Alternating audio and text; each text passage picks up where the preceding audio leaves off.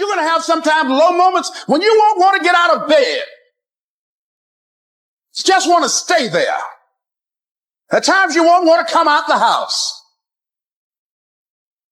It's hard living. Life is hard. It's hard handling just the tragedies of life. It's hard. When you're working on something and you put everything you have in it, and it doesn't work out, you lose your money and other people's money. It's hard. You will go through things, and while you're going through them, you can't understand why it's happening to you. See, the point is, you don't know how much future you've got. What's gone is gone. There's absolutely nothing you can do about it. Some of you have had divorces. Some of you have probably had bankruptcies. Some of you have had terrible things happen in the past. But what's gone is gone. It's in the past. And to spend your time focusing on the past is to spend the only thing that you've got, and that's what's right here, right now, because the sand never stops running. This is all we've got. And to spend your time now thinking of what happened there is making absolute certain that the future is going to be the same as the past. Now, I don't suppose many of us spend a lot of time thinking about that. A lot of us spend a lot of time making that error. Now, you can either accept that or you can get to work. That's all it is. You just begin. You do the math. You solve one problem and you solve the next one. Whatever drama you may be dealing with, this is not the end of you. No matter what it is not the end. You can't quit now. And the only way out is through. All you do is you fall down, get back up again, fall down, get back up again, fall down, get back up again. That's how you win. You got to be bold in life, ladies and gentlemen. If you're not bold, if you're not standing up inside yourself, if you're not willing to call into being the highest and the strongest that's within you when you're facing life's challenges, life will trample you. But see, when you discover the truth of this goodness, this power that you have within you, that truth will set you free from ever being a victim in life. That truth will enable you to handle things with a level of equanimity that will surprise you. Getting unstuck means that you are going to start living life on your terms, rather than just gliding through every day on automatic.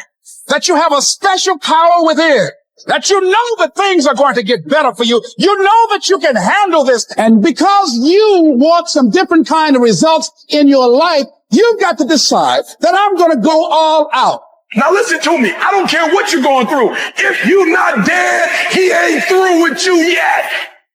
As long as you waking up, you still in the game. As long as you alive, you can still make it happen. As long as that breath in your nostril boot, you still in the game. You still can win. Now get your butt up. Why do you keep crying? Why me, God? Why did I get MS? Why did I get cancer? Why did my mama die? Why did I get fired? Listen, you got put through that because what that does, that tension produces greatness. Stop running from it and run to it. Lions don't cry. Lions don't give up. Lions don't quit. Lions hunt.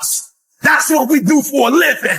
We turn tragedy into triumph. You'll never obtain any substantial measure of material wealth if you insist upon living your life as if you are looking back through your rearview mirror on your automobile. Nevertheless, it seems to be a very common error which many people have turned into a habit. Let the dead bury the dead. Let it go. I don't care how bad it was. Let it go. 5 years from now, 10 years from now, when you look back in retrospect at that terrible thing that's happened, you're going to find it was probably one of the best things that ever happened to you. Advancement of all kinds is preceded by a crisis. The greater the crisis, the greater the opportunity for advancement. Or you could put it another way. You could say, out of all confusion comes order. A higher degree of order than that which existed prior to the confusion. Because you see, the confusion was a learning state. Remember, I was pointing out that business is fun. It really is. I see business as a game. It's a game we're playing, and we play to win. And when we're winning, we're having fun. And when we're losing, we're learning. Let's treat both of the experiences exactly the same. They're learning experiences. Now we say, remember the old adage which says, let the dead bury the dead. Stop looking back on your life and worrying about the things which have already occurred and which you can no longer alter. It's like trying to change the time you got out of bed this morning. You're never going to be able to do it. That stands for eternity. You cannot go back and change it, since you cannot let it go. Pursuing that kind of mental activity will never lead to anything worthwhile, any worthwhile accomplishment in your life. You should understand, moreover, that all accomplishments in your life, you should understand, moreover, that all of the great achievers of the past have been visionary figures. They did with their life what, like Scott was saying, he does with his music. He heard it in here. They see their life in here. They're building visions of a great future. We've got a vision of a great company. We've already got a great company. We want to better it. We serve a lot of people. We want to serve more. And as we do, we receive greater rewards. Because when we receive greater rewards, we become more comfortable, more creative, and we can provide more service. It's a beautiful cycle that we're in. Looking into the past is a self-doom fulfilling cycle. You just keep getting it worse, worse, worse. We've all done it, so we know what it's like. These visionary figures were men and women who projected into the future, and they did not belabor over things which had already passed. They thought of what could be rather than what already was, and then they moved themselves into action to bring these things into fruition. If there were tips for success, everybody would have been successful. There are no tips for success. Only those who are not so successful, or those who are not successful, think somewhere if you read 10 points in a book, you're going to be successful. We need to understand this. If you want to be successful, don't seek success. What you seek is competence. If you enable yourself, and if you do something well, other people will say you're a success. If you think, I'm a success, it's foolish, isn't it? You're doing something, and you're doing it well. Other people in the town or in the country or in the world, people will say, oh, he is doing something really successful. They're looking up to you. That's fine. You look up to yourself. That's madness, okay? You don't seek success. You seek empowerment. You seek competence. You do.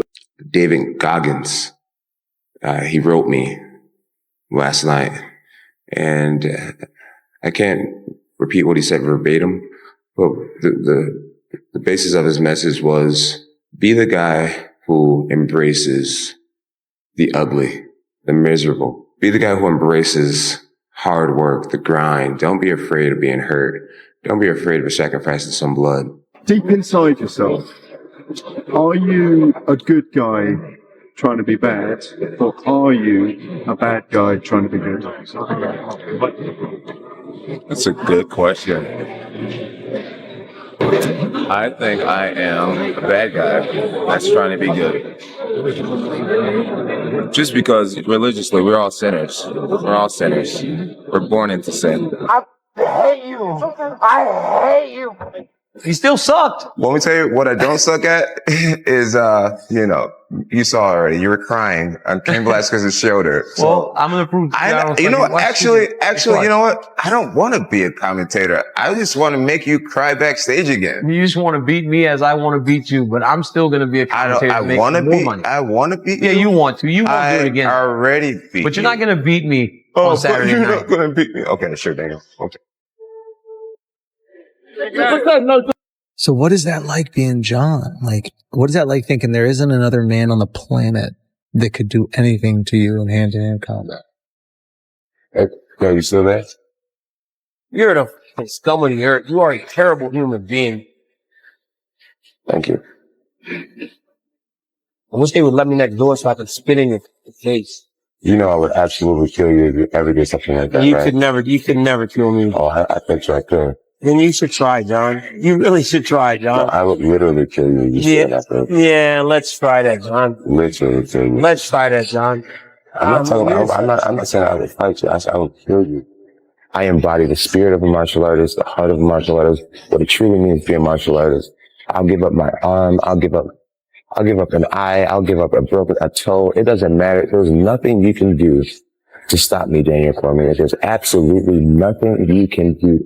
Maybe you will get me down once. I believe in my whole heart that I'll get you down too. But the difference is When I get you down, your face will open up. There is nothing you can do to stop me from coming at you round after round with the most malicious techniques I know. You will lose this fight, Daniel Cormier. I want you to believe it. Every ounce of training you put in leading up to this fight will be a waste of your life.